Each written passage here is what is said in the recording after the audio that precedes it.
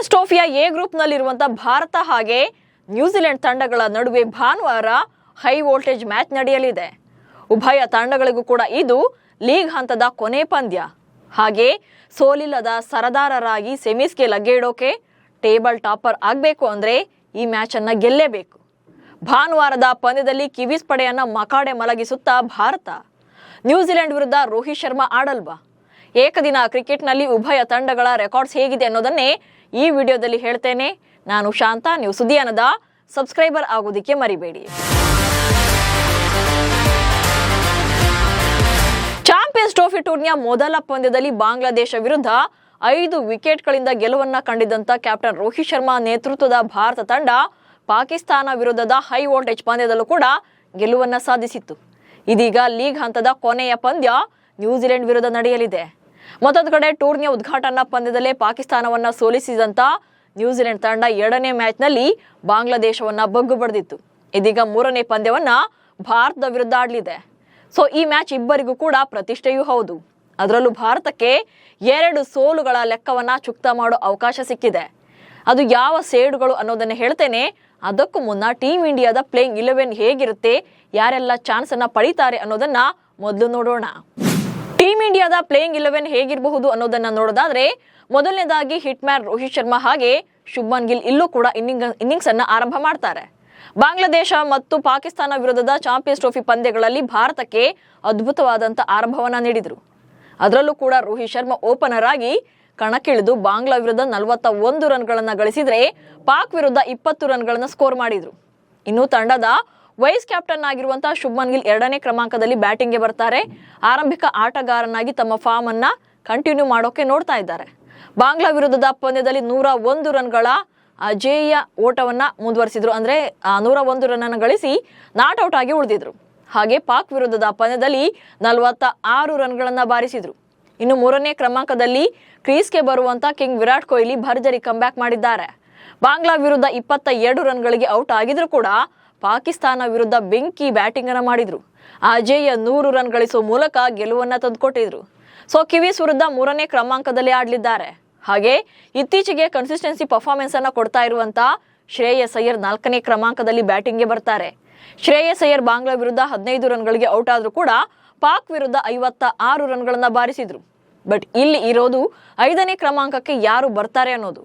ಬಾಂಗ್ಲಾ ವಿರುದ್ಧ 5ನೇ ಸ್ಲಾಟ್ ನಲ್ಲಿ ಸ್ಪಿನ್ ಆಲ್ರೌಂಡರ್ ಆಗಿರುವಂತ ಅಕ್ಷರ್ ಪಟೇಲ್ ಬಂದು 8 ರನ್ಗಳನ್ನ ಬಾರಿಸಿದ್ರು. ಪಾಕ್ ವಿರುದ್ಧದ ಪಂದ್ಯಕ್ಕೆ 6ನೇ ಸ್ಲಾಟ್ ನಲ್ಲಿ ಬಂದು 3 ರನ್ಗಳನ್ನ ಗಳಿಸಿ ಅಜೇಯರಾಗಿ ಉಳಿದಿದ್ರು. ಸೊ ನ್ಯೂಜಿಲೆಂಡ್ ವಿರುದ್ಧದ ಪಂದ್ಯಕ್ಕೆ KL ರಾಹುಲ್ ಮತ್ತೆ 6ನೇ ಸ್ಲಾಟ್ ನಲ್ಲೇ ಕಣಕ್ಕಿಳಿಬಹುದು. KL ರಾಹುಲ್ ಬಾಂಗ್ಲಾ ವಿರುದ್ಧದ ಪಂದ್ಯದಲ್ಲಿ 6ನೇ ಸ್ಲಾಟ್ ನಲ್ಲೇ ಬಂದು 41 ರನ್ಗಳನ್ನ ಗಳಿಸಿ ಅಜೇಯರಾಗಿದ್ರು. ಇನ್ನು ಪಾಕ್ ವಿರುದ್ಧ ಬ್ಯಾಟಿಂಗ್ ಅನ್ನ ಆಡಿರಲಿಲ್ಲ. ಇನ್ನು ಆಲ್ರೌಂಡರ್ ಆಗಿರುವಂತ ಪಾಂಡ್ಯ ಪಾಕ್ ವಿರುದ್ಧ 8 ರನ್ಗಳನ್ನ ಗಳಿಸಿದ್ರು. ಬಾಂಗ್ಲಾ ವಿರುದ್ಧ ಯಾವುದೇ ವಿಕೆಟ್ ಅನ್ನ ಪಡೆದಿರಲಿಲ್ಲ. ಇನ್ನು ಇದು ವಿಕೆಟ್ ವಿಚಾರವನ್ನು ನೋಡೋದಾದ್ರೆ, ಹಾಗೆ ಪಾಕ್ ವಿರುದ್ಧ 2 ವಿಕೆಟ್ಗಳನ್ನ ಬೇಟೆಯಾಡಿದ್ರು. ಇನ್ನು ರವೀಂದ್ರ ಜಡೇಜಾಗೆ 2 ಪಂದ್ಯಗಳಲ್ಲೂ ಕೂಡ ಬ್ಯಾಟ್ ಬೀಸುವಂತ ಅವಕಾಶ ಸಿಕ್ಕಿಲ್ಲ.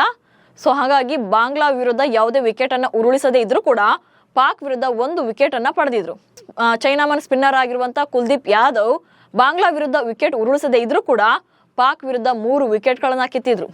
ಚೊಚ್ಚಲ ICC ಟೂರ್ನಿಯನ್ನ ಆಡ್ತಿರುವಂತಹ ಹರ್ಷಿತ್ ರಾಣಾ ಕೂಡ ಪ್ಲೇಯಿಂಗ್ 11 ನಲ್ಲಿ ಚಾನ್ಸ್ ಅನ್ನ ಪಡಿಬಹುದು. ಬಾಂಗ್ಲಾ ವಿರುದ್ಧ ರಾಣಾ 3 ವಿಕೆಟ್ಗಳನ್ನ ಪಡೆದಿದ್ರೆ ಪಾಕ್ ವಿರುದ್ಧ 1 ವಿಕೆಟ್ ಅನ್ನ ಬೇಟೆಯಾಡಿದ್ರು. ಆದ್ರೆ ಬಾಂಗ್ಲಾ ವಿರುದ್ಧ 5 ವಿಕೆಟ್ ಉರುಳಿಸಿದಂತ ಮೊಹಮ್ಮದ್ ಶಮಿ ಈ ಪಂದ್ಯದಲ್ಲಿ ಆಡೋದು ಡೌಟ್ ಇದೆ. ಹಾಗಾಗಿ 3ನೇ ಪಂದ್ಯಕ್ಕೆ ಹರ್ಷದೀಪ್ ಸಿಂಗ್ ಅವರು ಪ್ಲೇಯಿಂಗ್ 11 ನಲ್ಲಿ ಕಾಣಿಸಿಕೊಳ್ಳಬಹುದು. ಹೀಗೆ ಪ್ಲೇಯಿಂಗ್ 11 ಪ್ರೆಡಿಕ್ಟ್ ಮಾಡುವಾಗಲೇ ಮತ್ತೊಂದು ಶಾಕಿಂಗ್ ವಿಚಾರ ಹೊರಬಿದ್ದಿದೆ. ನ್ಯೂಜಿಲೆಂಡ್ ವಿರುದ್ಧ ಕಣಕ್ಕಿಳಿಯಲ್ವಾ ರೋಹಿತ್ ಶರ್ಮಾ? ಮಾರ್ಚ್ 2ರಂದು ದುಬೈನಲ್ಲಿ ನಡೆಯಲಿರುವಂತಹ ನ್ಯೂಜಿಲೆಂಡ್ ವಿರುದ್ಧದ ಈ ಪಂದ್ಯಕ್ಕಾಗಿ ಟೀಮ್ ಇಂಡಿಯಾ ಪ್ಲೇಯರ್ಸ್ ಪ್ರಾಕ್ಟೀಸ್ ಅನ್ನ ಮಾಡ್ತಿದ್ದಾರೆ. ಆದ್ರೆ ಈ ಅಭ್ಯಾಸದ ವೇಳೆ ಭಾರತ ತಂಡದ ನಾಯಕ ರೋಹಿತ್ ಶರ್ಮಾ ಭಾಗಿಯಾಗಿಲ್ಲ. ಹಿಟ್ ಮ್ಯಾನ್ ಹಾಮ್ಸ್ಟ್ರಿಂಗ್ ಇಂಜುರಿ ಅಂದ್ರೆ ಮಂಡಿರಜ್ಜು ಗಾಯದ ಸಮಸ್ಯೆಯಿಂದ ಬಳಲ್ತಾ ಇದ್ದಾರೆ. ಹೀಗಾಗಿ ಟೀಮ್ ಇಂಡಿಯಾದ ಅಭ್ಯಾಸದ ವೇಳೆ ಕಾಣಿಸಿಕೊಂಡಿಲ್ಲ. ಕಿವೀಸ್ ವಿರುದ್ಧದ ಪಂದ್ಯದಲ್ಲಿ ಹಿಟ್ ಮ್ಯಾನ್ ಆಡ್ತಾರೋ ಅಥವಾ ಇಲ್ವೋ ಅನ್ನೋ ಚರ್ಚೆಗಳು ನಡೀತಾ ಇವೆ. ದಿ ಇಂಡಿಯನ್ ಎಕ್ಸ್ಪ್ರೆಸ್ ಮಾಡಿರುವಂತಹ ವರದಿಯಂತೆ ನ್ಯೂಜಿಲೆಂಡ್ ವಿರುದ್ಧದ ಪಂದ್ಯದಲ್ಲಿ ಭಾರತ ನಾಯಕ ರೋಹಿತ್ ಶರ್ಮಾ ಅವರಿಗೆ ವಿಶ್ರಾಂತಿಯನ್ನು ನೀಡುವಂತ ಸಾಧ್ಯತೆ ಇದೆ. ಈ ಪಂದ್ಯ ಭಾನುವಾರ ಮಾರ್ಚ್ 2ರಂದು ನಡೆಯುತ್ತೆ. ಭಾರತ ಇನ್ನೂ ಕೂಡ ಸೆಮಿಫೈನಲ್ ನಲ್ಲಿ ಕಾದಾಟವನ್ನು ನಡೆಸಬೇಕು. ಹೀಗಾಗಿ ಟೀಮ್ ಮ್ಯಾನೇಜ್ಮೆಂಟ್ ಹೆಚ್ಚಿನ ರಿಸ್ಕ್ ಅನ್ನು ತೆಗೆದುಕೊಳ್ಳೋಕೆ ರೆಡಿ ಇಲ್ಲ ಎನ್ನಲಾಗಿದೆ. ಇನ್ನು ರೋಹಿತ್ ಶರ್ಮಾ ಅವರಿಗೆ ವಿಶ್ರಾಂತಿ ನೀಡಿದ್ದೇ ಆದ್ರೆ ಶುಭ್ಮನ್ ಗಿಲ್ ಅವರೊಂದಿಗೆ ಇನ್ನಿಂಗ್ಸ್ ಅನ್ನ ಆರಂಭ ಮಾಡೋದು ಯಾರು ಎಂಬ ಪ್ರಶ್ನೆ ಕೂಡ ಉದ್ಭವಿಸಿದೆ. ಮಾರ್ಚ್ 4ರಂದು ಟೀಂ ಇಂಡಿಯಾದ ಸೆಮೀಸ್ ಮ್ಯಾಚ್ ಇರೋದ್ರಿಂದ ಅಷ್ಟರಲ್ಲಿ ಹಿಟ್ ಮ್ಯಾನ್ ಕಂಪ್ಲೀಟ್ ಆಗಿ ಫಿಟ್ ಆಗಿ ಕಮ್ಬ್ಯಾಕ್ ಮಾಡಬಹುದು. ಮೊಹಮ್ಮದ್ ಶಮಿಗೆ ವಿಶ್ರಾಂತಿ ಕೊಡ್ತಾರ? ನ್ಯೂಜಿಲೆಂಡ್ ವಿರುದ್ಧದ ಪಂದ್ಯಕ್ಕೂ ಮುನ್ನ ಟೀಂ ಇಂಡಿಯಾ ಪ್ಲೇಯಿಂಗ್ 11 ನಲ್ಲಿ ದೊಡ್ಡ ಬದಲಾವಣೆಯಾಗೋ ಚಾನ್ಸಸ್ ಇದೆ. ನ್ಯೂಜಿಲೆಂಡ್ ವಿರುದ್ಧದ ಪಂದ್ಯಕ್ಕೆ ಟೀಂ ಇಂಡಿಯಾದ ವೇಗದ ಬೌಲರ್ ಆಗಿರುವಂತ ಮೊಹಮ್ಮದ್ ಶಮಿಗೆ ವಿಶ್ರಾಂತಿ ನೀಡೋ ಸಾಧ್ಯತೆ ಇದೆ. ಅವರ ಬದಲಿಗೆ ಹರ್ಷದೀಪ್ ಸಿಂಗ್ ಅವರನ್ನ ಪ್ಲೇಯಿಂಗ್ 11 ನಲ್ಲಿ ಸೇರಿಸಿಕೊಳ್ಳಬಹುದು. ಪಾಕಿಸ್ತಾನ ವಿರುದ್ಧದ ಪಂದ್ಯದ ವೇಳೆ ಶಮಿ ಅವರ ಪಾದದಲ್ಲಿ ನೋವು ಕಾಣಿಸಿಕೊಂಡಿತ್ತು. ಈ ವೇಳೆ ಸ್ವಲ್ಪ ಹೊತ್ತು ಮೈದಾನದ ಹೊರಗೂ ಕೂಡ ಇದ್ರು. ಆ ಬಳಿಕ ಚಿಕಿತ್ಸೆಯನ್ನ ಪಡೆದ ಬಳಿಕ ಡ್ರೆಸ್ಸಿಂಗ್ ರೂಮ್ನಿಂದ ಹಿಂತಿರುಗಿ ಬೌಲಿಂಗ್ ಅನ್ನು ಕೂಡ ಮಾಡಿದ್ರು. 25 ವರ್ಷಗಳ ಬಳಿಕ ಚಾಂಪಿಯನ್ಸ್ ಟ್ರೋಫಿಯಲ್ಲಿ ಮುಖಾಮುಖಿ. ಆಕ್ಚುಲಿ ಐಸಿಸಿ ಚಾಂಪಿಯನ್ಸ್ ಟ್ರೋಫಿಯಲ್ಲಿ ಇದು 9ನೇ ಆವೃತ್ತಿ. ಬಟ್ ಇಷ್ಟು ವರ್ಷಗಳಲ್ಲಿ ಭಾರತ ಮತ್ತು ನ್ಯೂಜಿಲೆಂಡ್ ತಂಡಗಳು ಮುಖಾಮುಖಿಯಾಗಿರೋದು ಒಂದೇ ಸಲ. ಅದು 2000 ಇಸ್ವಿಯಲ್ಲಿ. ಎರಡೂ ತಂಡಗಳು 2000 ಇಸ್ವಿಯಲ್ಲಿ ಚಾಂಪಿಯನ್ಸ್ ಟ್ರೋಫಿಯಲ್ಲಿ ಮುಖಾಮುಖಿಯಾಗಿದ್ವು. ಈ ಪಂದ್ಯದಲ್ಲಿ ಭಾರತ ನ್ಯೂಜಿಲೆಂಡ್ ವಿರುದ್ಧ 4 ವಿಕೆಟ್ಗಳಿಂದ ಸೋಲನ್ನ ಕಂಡಿತ್ತು. ಅಂದಿನಿಂದ ಚಾಂಪಿಯನ್ಸ್ ಟ್ರೋಫಿಯಲ್ಲಿ ಭಾರತ ಹಾಗೆ ನ್ಯೂಜಿಲೆಂಡ್ ನಡುವೆ ಯಾವುದೇ ಪಂದ್ಯ ನಡೆದಿಲ್ಲ. ಈಗ ಭಾರತಕ್ಕೆ 25 ವರ್ಷಗಳ ಸೋಲಿನ ಲೆಕ್ಕಾಚುಕ್ತವನ್ನ ಮಾಡುವಂತ ಬೆಸ್ಟ್ ಅವಕಾಶ ಸಿಕ್ಕಿದೆ. ಟೀಂ ಇಂಡಿಯಾ ಎ ಗುಂಪಿನ ಪಂದ್ಯದಲ್ಲಿ ಅಮೋಘ ಪ್ರದರ್ಶನ ನೀಡ್ತಾ ಇದೆ. ಸ್ಟಾರ್ ಪ್ಲೇಯರ್ಸ್ ಕೂಡ ಇದ್ದಾರೆ, ಹಾಗೆ ಉತ್ತಮ ಫಾರ್ಮ್ನಲ್ಲಿದ್ದಾರೆ. ತನ್ನ ಅಜೇಯ ಓಟವನ್ನ ಮುಂದುವರಿಸಿ ಅಜೇಯವಾಗಿ ಸೆಮಿಫೈನಲ್ ಹಂತವನ್ನ ಪ್ರವೇಶಿಸುವ ಅವಕಾಶ ಇದೆ. ಟೆಸ್ಟ್ ಸರಣಿ ಕ್ಲೀನ್ ಸ್ವೀಪ್ ಸೇಡು ತೀರುತ್ತಾ? ಟೀಂ ಇಂಡಿಯಾಗೆ ಕಿವೀಸ್ ಪಡೆ ವಿರುದ್ಧ ಟೆಸ್ಟ್ ಮ್ಯಾಚ್ ಕ್ಲೀನ್ ಸ್ವೀಪ್ ಸೇಡನ್ನು ಕೂಡ ತೀರಿಸಿಕೊಳ್ಳುವಕ್ಕೆ ಅವಕಾಶ ಸಿಕ್ಕಿದೆ.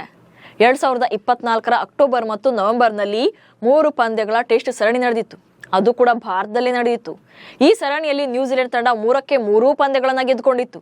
ಅದು ಕೂಡ ಭಾರತ ನೆಲದಲ್ಲಿ ಸರಣಿ ಜಯಿಸಬೇಕು ಎನ್ನುವಂತ ಕಿವೀಸ್ ಪಡೆಯ ಕನಸು 7 ದಶಕಗಳ ಬಳಿಕ ನನಸಾಗಿತ್ತು. 1955-56ರಿಂದ ಇಲ್ಲಿವರೆಗೆ ನ್ಯೂಜಿಲೆಂಡ್ ತಂಡ 12 ಸಲ ಭಾರತದಲ್ಲಿ ಟೆಸ್ಟ್ ಸರಣಿಗಳನ್ನಾಡಿದೆ. ಆದ್ರೆ ಪ್ರತಿ ಬಾರಿ ಕೂಡ ಸೋಲಿನ ಕಹಿಯೊಂದಿಗೆ ವಾಪಸ್ ಹೋಗ್ತಾ ಇತ್ತು. ಆದ್ರೆ ಕಳೆದ ವರ್ಷ ಐತಿಹಾಸಿಕ ಗೆಲುವನ್ನ ಕಂಡಿತ್ತು. ಮತ್ತೊಂದು ಕಡೆ 12 ವರ್ಷಗಳಿಂದ ತವರಿನ ನೆಲದಲ್ಲಿ ಸತತ 18 ಟೆಸ್ಟ್ ಸರಣಿಗಳನ್ನ ಗೆದ್ದಿದ್ದಂತ ಟೀಂ ಇಂಡಿಯಾದ ಅಜೇಯ ಓಟಕ್ಕೂ ಕೂಡ ಬ್ರೇಕ್ ಹಾಕಿತ್ತು. ಟೆಸ್ಟ್ ಸರಣಿಯ ಕ್ಲೀನ್ ಸ್ವೀಪ್ ಮುಖಭಂಗಕ್ಕೂ ಕೂಡ ತಕ್ಕ ಉತ್ತರವನ್ನ ಕೊಡುವಂತ ಟೈಮ್ ಟೀಂ ಇಂಡಿಯಾಗೆ ಇದೆ. ಹಾಗೆ ನೋಡಿದ್ರೆ ಏಕದಿನ ಪಂದ್ಯಗಳಲ್ಲಿ ನ್ಯೂಜಿಲೆಂಡ್ ವಿರುದ್ಧ ಭಾರತವೇ ಮೇಲುಗೈ ಸಾಧಿಸಿದೆ. ಭಾರತ ಮತ್ತು ನ್ಯೂಜಿಲೆಂಡ್ ತಂಡಗಳು ಒಟ್ಟು 118 ಏಕದಿನ ಪಂದ್ಯಗಳಲ್ಲಿ ಪರಸ್ಪರ ಮುಖಾಮುಖಿಯಾಗಿವೆ. ಈ 118 ಪಂದ್ಯಗಳಲ್ಲಿ ಭಾರತ 60 ಮ್ಯಾಚ್ಗಳಲ್ಲಿ ಗೆದ್ದಿದ್ರೆ ನ್ಯೂಜಿಲೆಂಡ್ ತಂಡ 50 ಸಲ ಗೆಲುವನ್ನ ಕಂಡಿದೆ. 7 ಪಂದ್ಯಗಳು ರಿಸಲ್ಟ್ ಅನ್ನ ಕಂಡಿಲ್ಲ. ಇನ್ನೊಂದು ಪಂದ್ಯ ಟೈನಲ್ಲಿ ಅಂತ್ಯಗೊಂಡಿದೆ. ಒಟ್ನಲ್ಲಿ ಚಾಂಪಿಯನ್ಸ್ ಟ್ರೋಫಿ ಟೂರ್ನಿಯಲ್ಲಿ 2 ತಂಡಗಳು ಅದ್ಭುತ ಪ್ರದರ್ಶನವನ್ನ ನೀಡ್ತಾ ಇವೆ. ಬಾಂಗ್ಲಾದೇಶ ಪಾಕಿಸ್ತಾನವನ್ನ ಮಣಿಸಿ ಸೆಮೀಸ್ಗೆ ತಲುಪಿದ್ದಾರೆ. ಇದೀಗ ಲೀಗ್ ಹಂತದ ಕೊನೆ ಪಂದ್ಯದಲ್ಲಿ ಉಭಯ ತಂಡಗಳು ಮುಖಾಮುಖಿಯಾಗ್ತಾ ಇವೆ.